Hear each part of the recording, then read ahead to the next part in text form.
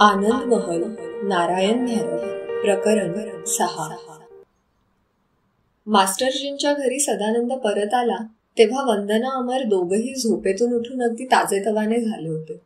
मास्टरजी त्यांच्या काही कामासाठी बाहेर गेले होते. वंदना अमरला घेऊन सदानंद गावातून चक्कर मारण्यासाठी बाहेर पडला. काय ठरलं शेवटी? वंदनाने विचारलं. आधी 1-2 दिवस मी तिकडे एकटाच जाणार आहे. सगळी व्यवस्था झाली की मग तुम्हाला दोघांना नेईन. तोपर्यंत मास्टरजींच्याच घरी राहायचं? तुला अवघड वाटतं का? ते दोघं किती अगत्याने वागतात. पण तसे ते काही सधन नाहीत.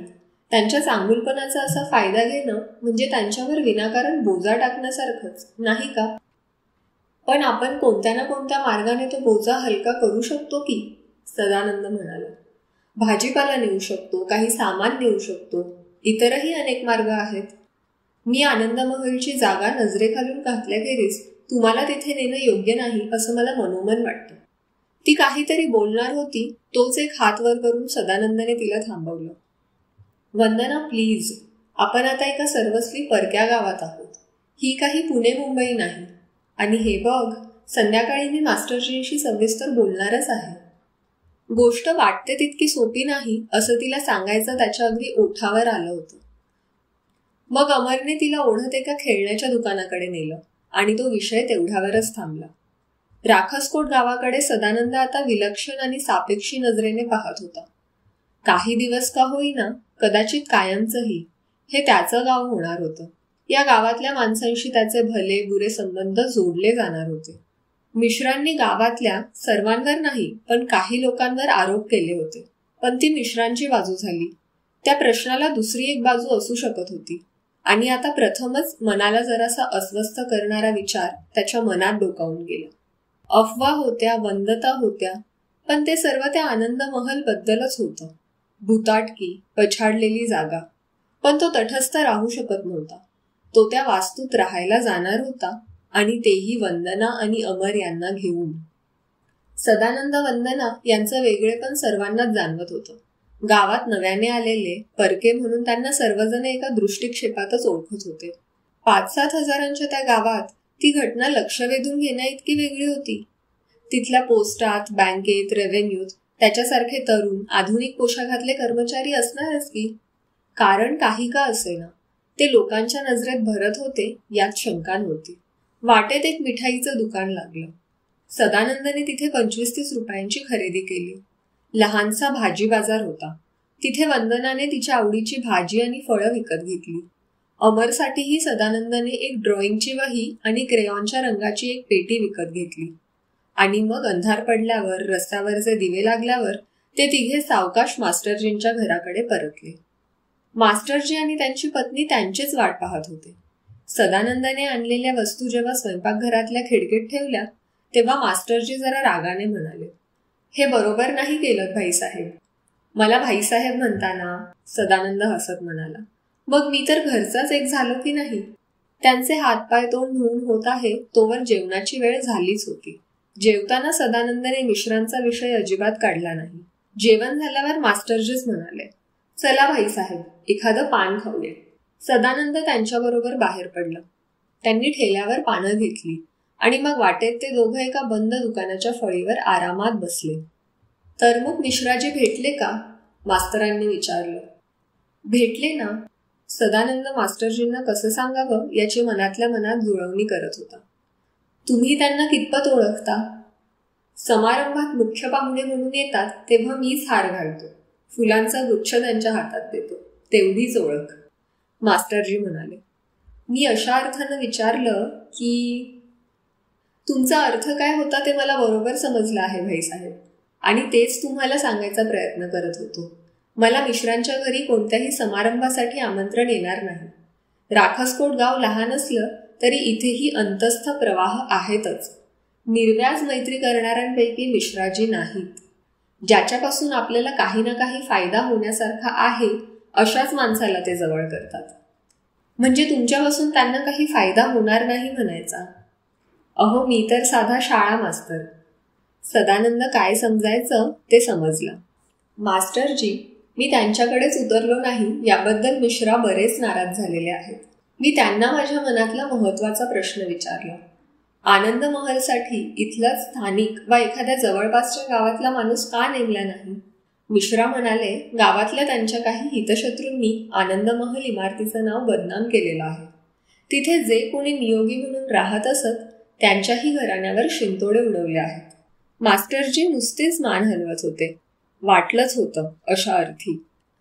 मी त्यांना मदतीला गावातला एखादा माणूस नोकरीवर ठेवू का विचारलं तेव्हा त्यांची प्रतिक्रिया मोठी गमतीची होती. सदानंद म्हणाला, ते प्रत्यक्षात नाही म्हणाले नाहीत, पण गावातून कोणीच तिकडे कामासाठी यायचं नाही अशी त्यांची मनोमन खात्री असल्यासारखं वाटलं. ते काही अगदीच चूक नाही, मास्टरजी म्हणाले. खरोखरच कोणी येणार नाही? भाईसाहेब, लहान गावातले लोक साधे असतात. त्यांची अविश्वासाची गणितं अगदी सरळ सोपी असतात आणि त्यांची मनं बदलणं मोठं कठीण असतं. परंपरेचा एक अदृश्य प्रवाह सर्वांच्या आयुष्यातून सतत वाहत असतो. विश्वासांना तर्काची कसोटी लावण्याची त्यांना आवश्यकता वाटत नाही. वास्तविक धार्मिकता आणि अंधविश्वास या संपूर्ण अलग गोष्टी आहेत, पण त्यांच्या मनात या दोन्हींची विलक्षण गल्लत झालेली असते. जागा पछाडलेल्या असतील किंवा नसतीलही, तिथे भूताकेतांचा, अतृप्त आत्म्यांचा संचार असेल किंवा नसेलही, पण याचा देवाधर्माशी काय संबंध आहे? पण तरी तो जोडला जातो. भटजी पंडितांना त्यात ओढलं जातं. कोणाच्या लक्षातच येत नाही की हे नेहमीपेक्षा वेगळं आहे. सदानंदला मास्तरांच्या शब्दांचा रोखच समजत नव्हता. शेवटी मास्तरांनी स्वतःशीच खिन्नपणे खेदाने मान हलवली आणि एक मोठा उसासा सोडून ते म्हणाले, शिकवायची सवय लागली की माणूस सगळ्यांनाच शिकवायला लागतो. आता तुमच्या समोरही व्याख्यान जोडायला लागलो होतो मी. तुम्हाला काही सांगायचंय किंवा सुचवायचंय का मास्टरजी? हो, पण त्यासाठी शब्दच सापडत नाहीत. मास्टरजी, आपण एक एक पॉइंट घेऊ. तुमचा विश्वास आहे का की आनंद महलच्या वास्तूत काहीतरी विलक्षण अनैसर्गिक घटना घडतात? मी प्रत्यक्ष अनुभवलेलं नाही आणि रात्री अपरात्री अशा ओसाड निर्जन जागी जाण्याची हिंमतही माझ्यामध्ये नाही. तेव्हा मला मत नाही. ठीक आहे, अनुभव आला आहे असं सांगतात ते लोक विश्वासार्ह आहेत का? अहो, तिथेच तर मेख आहे भाईसाहेब. दारूच्या नशेत माणसाला खऱ्या खोट्याची पारख राहते का? आणि चोर, दरोडेखोर, डाकू हे कसं कबूल करतील की ते रात्रीचे तिथे गेले होते? त्यांच्याच हातात बेड्या पडणार नाहीत का? या ज्या अफवा पसरतात ना, त्या कर्णोपकर्णी पसरतात. शपथेवर साक्षीदारांसमोर कोणीही काहीही कबूल करणार नाही. कसं वागायचं प्रश्नच पडतो नाही? सदानंद शेवटी म्हणाला. सदानंदजी भाईसाहेब, समजा समोर धोका किंवा धोक्याची शक्यता असेल, सुरक्षिततेची हमी नसेल, मग माणसाने त्या वाटेला का जावं? म्हणजे तिथे जाऊच नको म्हणता? अहो, कोणीही शहाणा असाच सल्ला देईल. पण मी त्यांचे 10,000च्या वर रुपये घेतले आहेत. मागची देणी उधारी फेडण्यात त्यातले कितीतरी खर्च केले आहे. 3 महिन्यांचा पगार घेतला आहे. तेवढे दिवस तरी राहायलाच हवं नाही का? अशा धोक्याच्या जागी? ओ, हीच मिश्रांची मेख होती. सदानंद एकदम म्हणाला. मिश्रा सुरुवातीपासून आग्रहाने सांगत आहेत की आनंद महल ही एक ओसाड, निर्जन पण साधी वास्तू आहे. तिला लोकांनी हेतुपूर्वक बदनाम केलं आहे. ओ, आय सी. यासाठी ते एवढे तावाताव्याने बोलत होते तर? मला अप्रत्यक्ष इशाराच होता. नोकरी धरली आहे, आता कोणत्याही सबबीवर पाऊल मागे घेता येणार नाही. पण ते तुमच्यावर सक्ती तर करू शकत नाहीत ना? पैसे परत केले तर ते चरफडतील, पण गप्प बसतील. अहो, पण पैसे तर नाहीत. असंच माघारी फिरायचं? मास्टरजी, अशी हरामी माझ्या हातून व्हायची नाही. मग आता काय? ठरल्याप्रमाणे मी उद्या सकाळी आनंद महलवर जाणार तर आहे, सदानंद म्हणाला. मास्टरजी, माझ्यासाठी एक कराल का? गावात तुम्हाला सर्वजण ओळखतात. तुम्हाला सर्वत्र प्रवेश आहे. आनंद महलमुळे कोणाचं काही नुकसान झालं आहे का? आणि ते दारुडे आणि ते डकाईत, त्यांची नावं मिळाली तर पहा. ते दोघं उठले आणि परत घरी आले. सदानंद झोपण्याची तयारी करू लागला तेव्हा त्याला नवल वाटलं. राखसकोटमध्ये आपण आज सकाळीच आलेलो आहोत.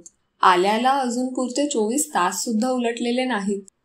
नदीत सहज एक पाऊल टाकावं आणि एकदम खोल पाण्यात जोरदार प्रवाहात सापडावं, तशीच त्याची गत झाली होती.